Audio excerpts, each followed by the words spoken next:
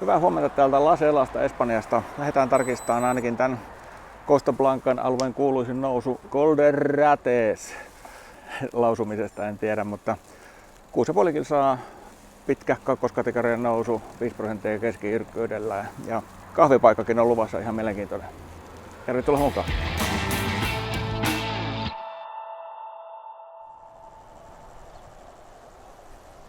Colderrates on tosiaan Vueltastakin tuttu nousu, eikä kovin kaukana tästä meidän majapaikasta, että etäisyyttä sinne Parsentin kylään, josta nousu lähtee, niin oli tuommoinen 25 kilometriä ajettavana ensin.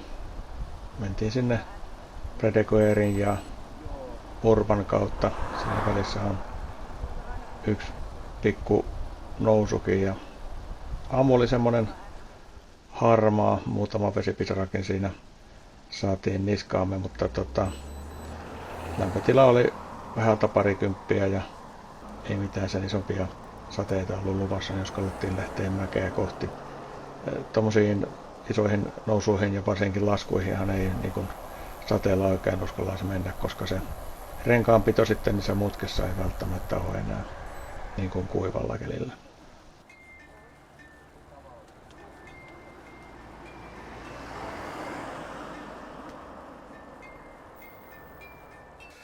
Tästä se sitten alkaa. Tänne ylös pitäisi mennä, mutta aika usvassa pilvessä on vielä huiput.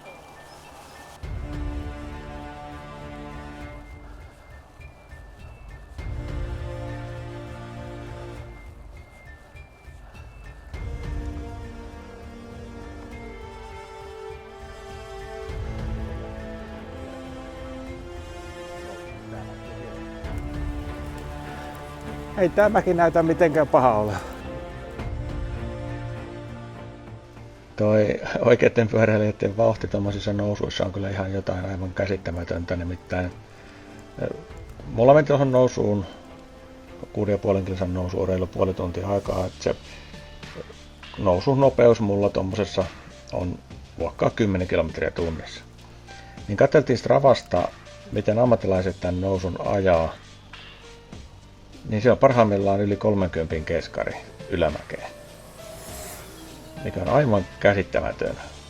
Kun ajatellaan, kohta kun tullaan tämä mäki alas, niin keskinopeus ei kauheasti yli 30 nouse, koska kumminkin se kurveissa on niin paljon jarrutettava, että vaikka se siinä suoralla pääsee 50 ylittäin, niin ei se keskari tosiaan siltikään ole kauhean. Niin toiset ajaa jukolauta sen ylös samalla vauhdilla.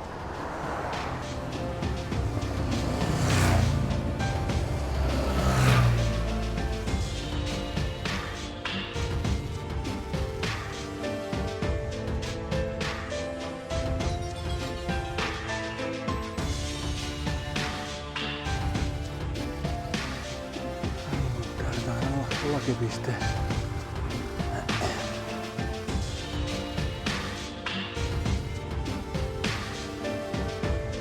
Sitä tietä tullut.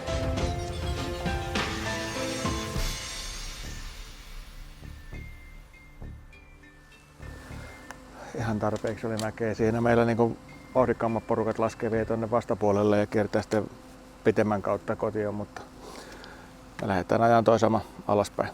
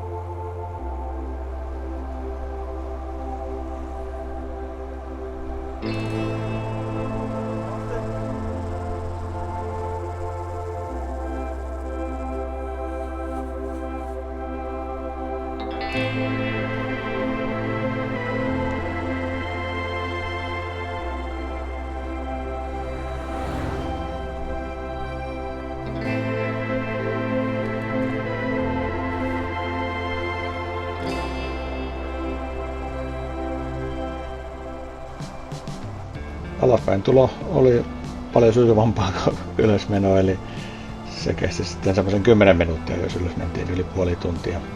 Liikennetilannehan tuolla nousussa oli varsin ongelmatonta, että hyvin mahtui siellä seassa meneen. Varmaan vaikutti sekin, että tuossa Parsentin kylässä, josta tämä nousu lähtee, niin oli tämmöinen opasetaulu, jossa kerrottiin, että reitillä on pyöräilijöitä päivittäin kello 9-14 ja muistutettiin tästä 1,5 metrin ohitusetäisyydestä. Liekö se sitten syynä vai tämä vähän harmaa sää, mutta kaikin puolin ihan hienosti meni tämäkin reissu ja palattiin tosiaan siihen samaiseen Parsentin kylään, johon me tultiin alun perin niin kuin pohjoisesta, mutta nyt lähdettiin sitten jatkamaan matkaa kohti itää, kohti Alkaliita ja edelleen Xaloa, jossa oli sitten luvassa päivän kahvipaussi. No Johan on markkinat.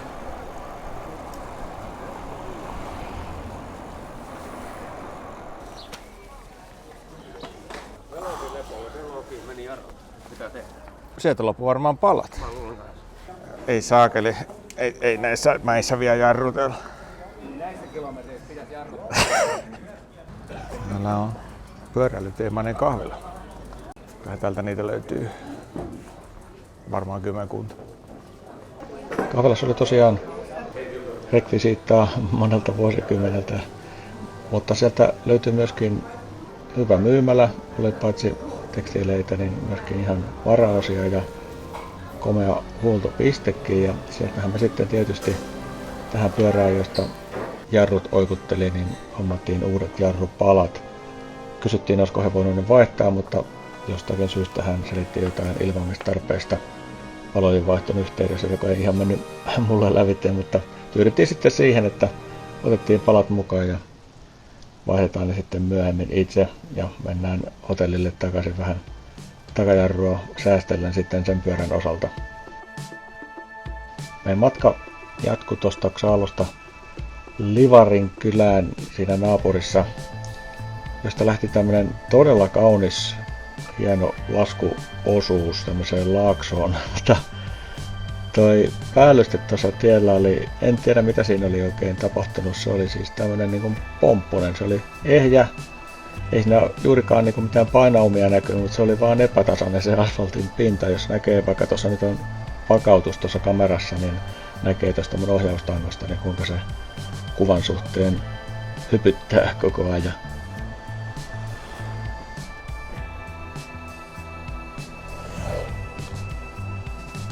Mutta profiililtaan oikein mielenmukainen osuus ajaa tuommoista pientä loivannetta, mistä pyörä kulkee 30 ilman sen kummempia ponnisteluita. Loivia mutkia, ei tarvitse mitään äkkijarrutuksia tehdä, matka kulkee joutuisasti ja maisemat on hienoja. Se olisi ollut ihan ihanteellinen pätkä ilman tämän asfaltin pinnan muodostusta.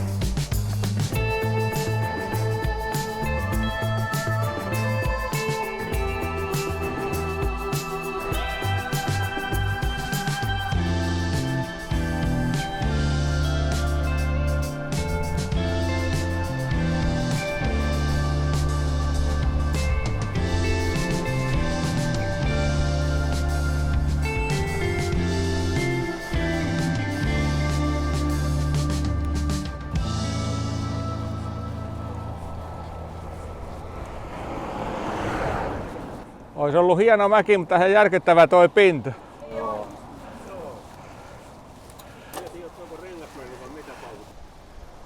Ja sitten meidän päivän pyöräreissu alkoikin vedellä viimeisiä niin sanotusti, eli tästä oli semmoinen alta 10 kilometriä meidän majoitukseen. Tämmöinen oli Calder Ratesin keikka tänään. 60 kilometriä ja 890 nousumetriä suurin piirtein, sillä pitämänlenkin ajamalla porukalle tulee joku 80 kilsaa ja 1250 nousumetriä. Kesun katsotaan video ja nähdään taas. Moi moi!